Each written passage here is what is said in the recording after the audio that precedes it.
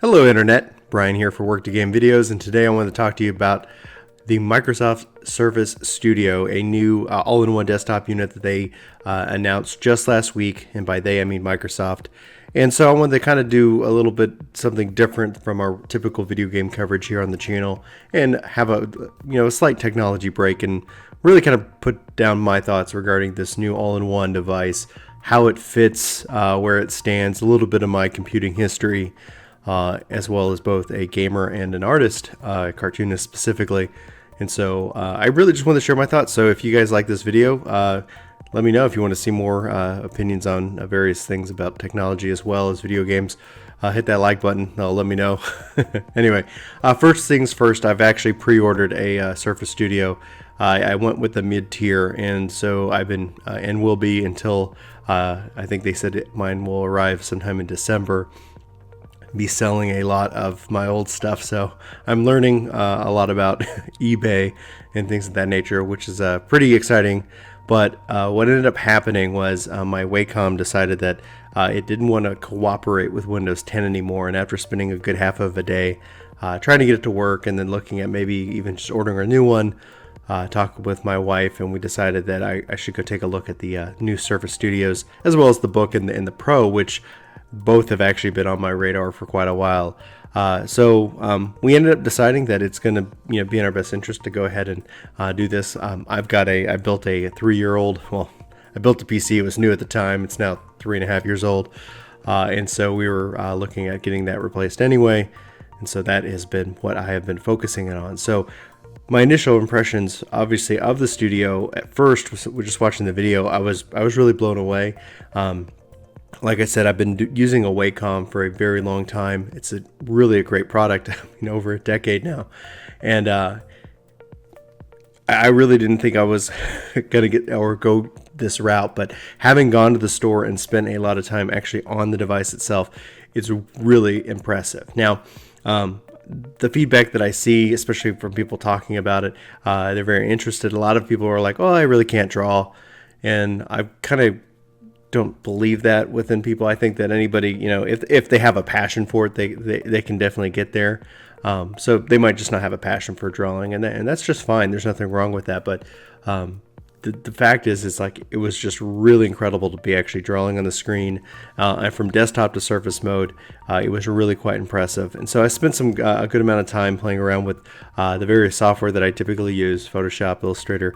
They didn't actually have Animate, which was formerly known as Flash, installed, so that was just, I was like, okay, well, I'll play around with that some more later, but I got to spend some time with that. The specs are nice. They're not going to be incredible, so this is definitely not a gaming machine, but it's nothing to be, a slouch at either. So one of the things I plan to do with the system, obviously, and with the channel is, when I do eventually get mine in, to kind of, obviously, how does Final Fantasy run on the Surface Studio? How does Gears of War 4 and Forza Horizon 3 run on the Studio?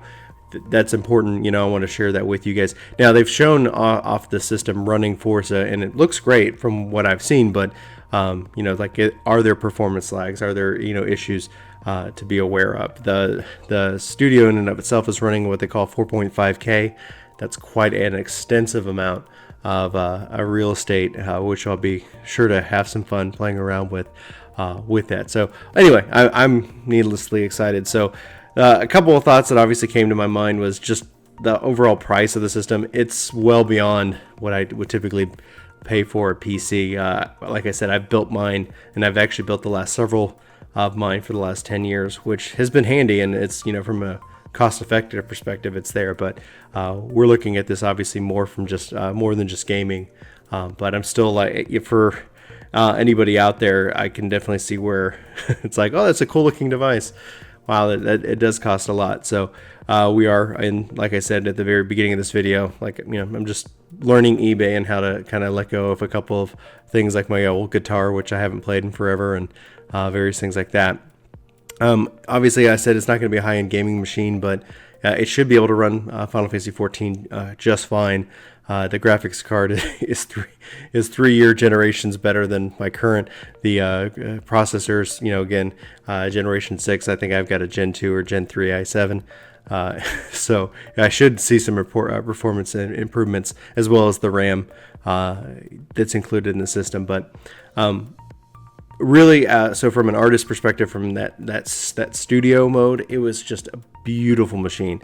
Touching, drawing on the screen, the Surface Dial really has me excited for getting my hands on this in a day-to-day life. So since I haven't actually been able to draw with my Wacom being down, I've been spending a lot of time on YouTube, actually, like going through various channels just to kind of pick up every little bit of extra training that I haven't used in the last year. So I've learned a lot during this downtime, which is actually very handy. So especially when it comes to animation, like I've said, you've seen just little bits of pieces of animation with the channel. We know with the podcast intro, and we were working on some skits and some various things that we find entertaining and interesting, and hopefully when we finish them, you will too. But anyway, big ambitions, big goals. Hopefully the system helps. The Surface Dial is incredible.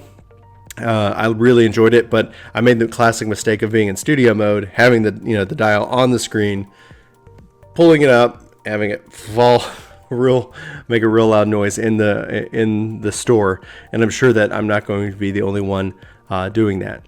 The mouse and keyboard that they have that comes with it is beautiful. Now I have an Apple wireless, and I have a Apple a USB keyboard, and I love the form factor, and I've used these keyboards for a very long time because, like I said at the beginning, like my computing history, I was PC. After college, I actually went to Mac because I was doing a lot of illustrations and had a Mac for quite a while before that eventually, and unfortunately decided not to work anymore. And after that point, I was like, well, I was always waiting for them to refresh their desktop and ended up just building my own PCs. But personally, I feel like Microsoft over the last 5-6 years has really been bringing innovation to the PC world. I have an iPhone. It's like I'm not hating on any particular company. I just feel like Apple hasn't been doing what Apple was known or what I expected Apple to do, and so I felt like Microsoft, especially with the Surface Pro, the Surface Book, and now the Surface Studio, is really bringing it to the table. They're really pushing forward design and bringing in new features. I still can't understand why an iMac isn't a touchscreen, and I think there's a lot of people out there that probably share those same aspects of it. So obviously it's been some growing pains here if you weren't a fan of Windows 8, but anyway. So I used to really like what obviously OS X was doing, but Microsoft again has been making up tons of ground. I have a Surface Pro 2. It's an old tablet at this point now, and it's a great device. It's one of the reasons why I was becoming interested in what they were doing. And my brother-in-law has a Surface Pro 3, and the 4s are just phenomenal machines.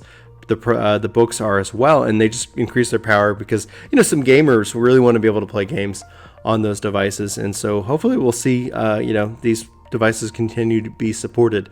My theory that I tend to agree with, that I've heard out there as well, is that this is Microsoft kind of really trying to bring out that premium product. So if it's successful, or other companies want to follow suit, they can. So you might see something from Dell or from Acer or from any of the Lenovo, those other PC brands, come out with their own version of this studio kind of PC, maybe a little smaller, maybe not as crisp, who knows. But it's really cool to see Microsoft bringing hardware innovation, as they've been typically a software company.